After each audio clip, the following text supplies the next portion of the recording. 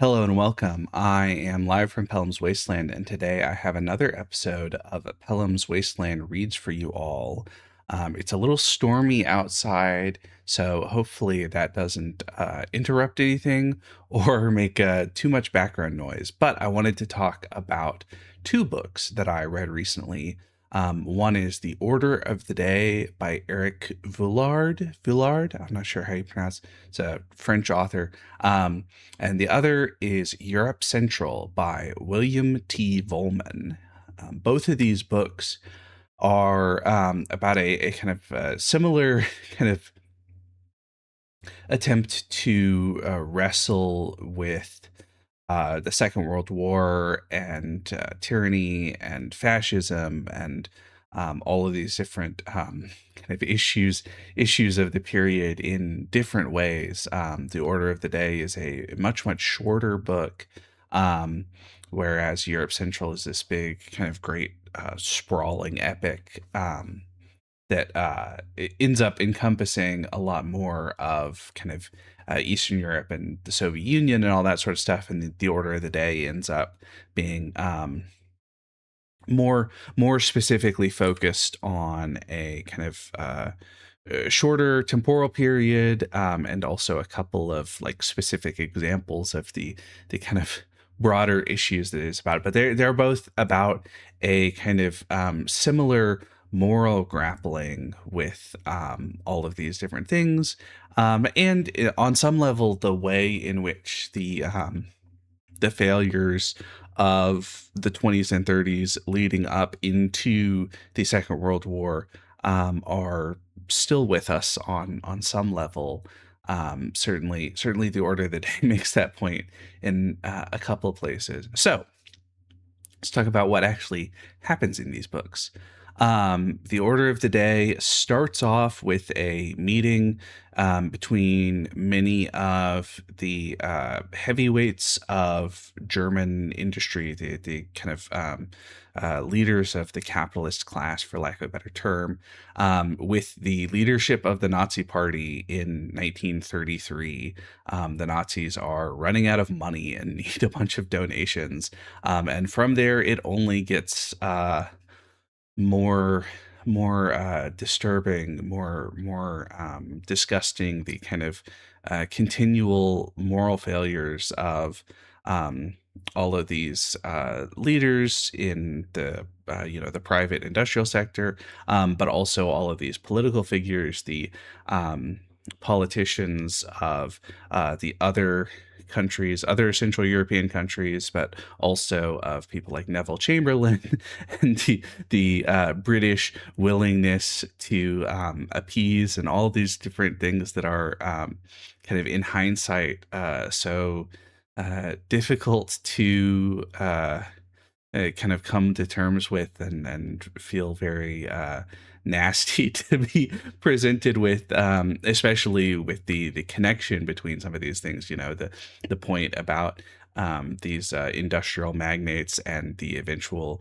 use of slave labor by the Nazis, and how that was part of how those companies functioned during the Second World War. Many of those companies still around in some form or another. Many of the descendants of the people who supported all of these horrifying regimes ended up, the families still have wealth from that, and all sorts of really kind of morally horrifying elements of the way in which this particular period, the decisions made in this time, continue to be relevant for today. And I would say that, having read two Eric Vuillard books, both of them have some element of that. The other one I read was The War of the Poor, which I also liked a lot.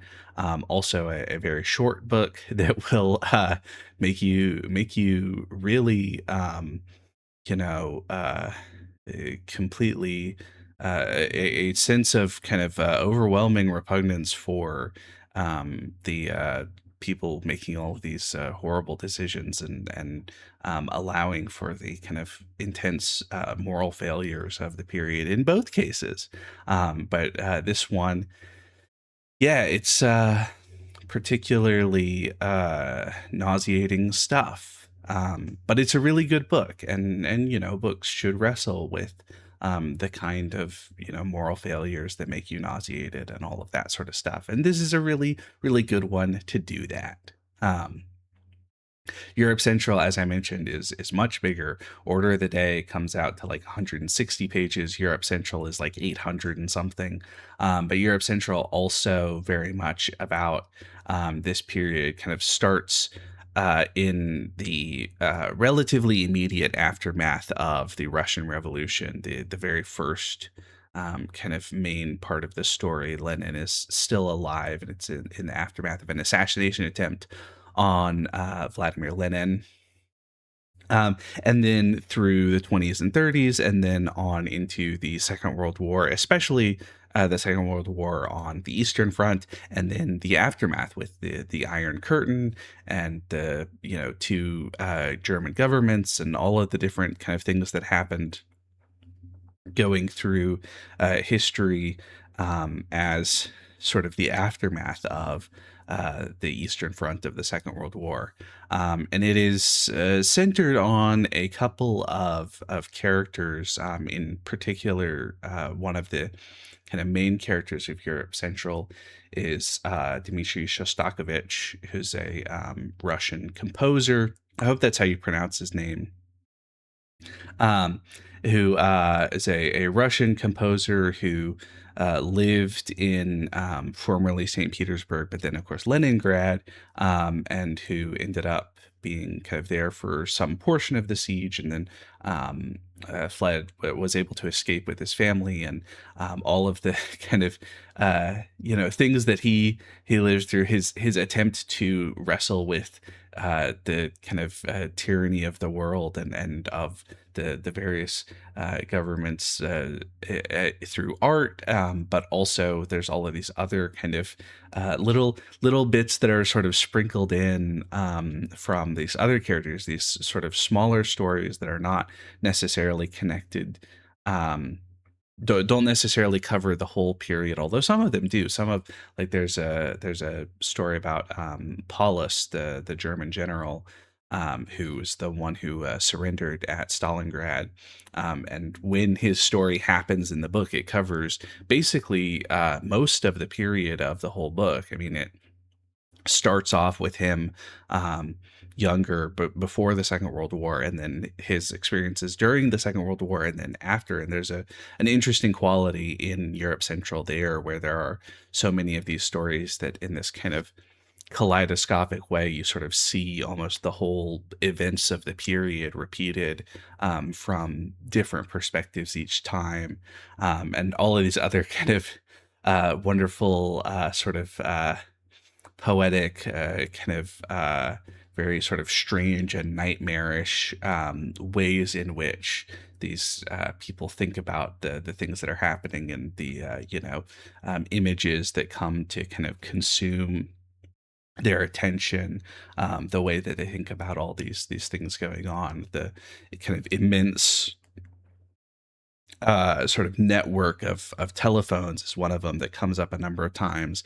All of these telephone wires communicating all of the different things, and being kind of listened into, but also being used directly for communication by the tyrannical states, and the way in which this kind of huge sort of spider web, this like an octopus with 1,000 extra tentacles kind of stretching everywhere, to the detriment of the fulfillment of the human experience and all that sort of stuff is great. It's fascinating and strange, and makes you think about all of these horrible things that happened. All of these people, not all of them able to escape from the siege of Leningrad. Many of them, uh, in different cases, involved in atrocities themselves, or attempting to kind of um, do whatever they can to figure out how to survive and come to terms with these things. And it is this kind of um, huge chronicle of human suffering in Europe Central that is fascinating and is great literature. I guess that's similar to like the Order of the Day, as I said, that all sorts of nauseating, horrifying, upsetting things, but literature ought to wrestle with those sorts of things, at least in my opinion, ought to attempt to uh, accumulate some sort of accounting or some reckoning for the tragedies and all of the you know historical suffering of the past. And that's what both of these are about. And they're both really good. And so I would say you ought to read both of them if you have the time and the energy.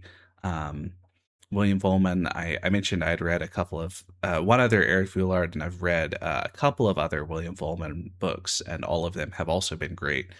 So I guess if the idea of reading about Europe Central doesn't strike your fancy, check out the Rifles or the Ice Shirt or something, because that's there's also some great books there. Anyway.